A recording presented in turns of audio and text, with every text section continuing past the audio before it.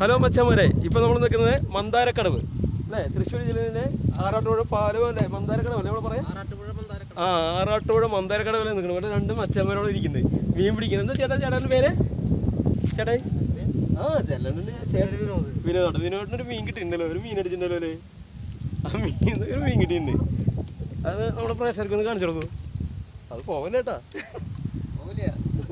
പിടിച്ചോ പിടിച്ചോ. എൻ്റെ പൊന്നു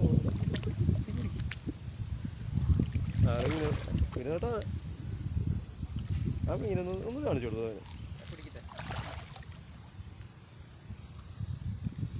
വിനോദാട്ട മന്ദാരക്കടവിൽ ഇതാ ആ ഉമ്മ എന്താ ഒരു സാധനം. ഇങ്ങോട്ട് നിൽക്കുക, ഞാൻ ഇങ്ങോട്ട് ചേർന്ന നമ്മുടെ വരുന്ന ചേട്ടാ കണ്ണേട്ടനും വിനോദാട്ടനും കൂടെ മീൻ പിടിക്കണേ.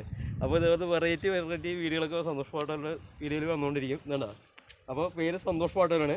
അപ്പോൾ ഓക്കെ, യൂട്യൂബിൽ സന്തോഷ് പാട്ടോലും അടിച്ച് അപ്പോൾ വരും ചാനലിൽ. ഇതേ മന്ദാരക്കടവാണ്. അവിടെ ആ പാലം കാണാം നമുക്ക്. ഇനി കേട്ടാ ഇതേ പാലം കണ്ടല്ലേ? ഇതേ ആ മീനെ കൊണ്ടുപോകുമ്പോൾ ഇതേ കട്ടിലല്ല, മറ്റേ എന്താ ഇതിന് പേര്? തൂളി.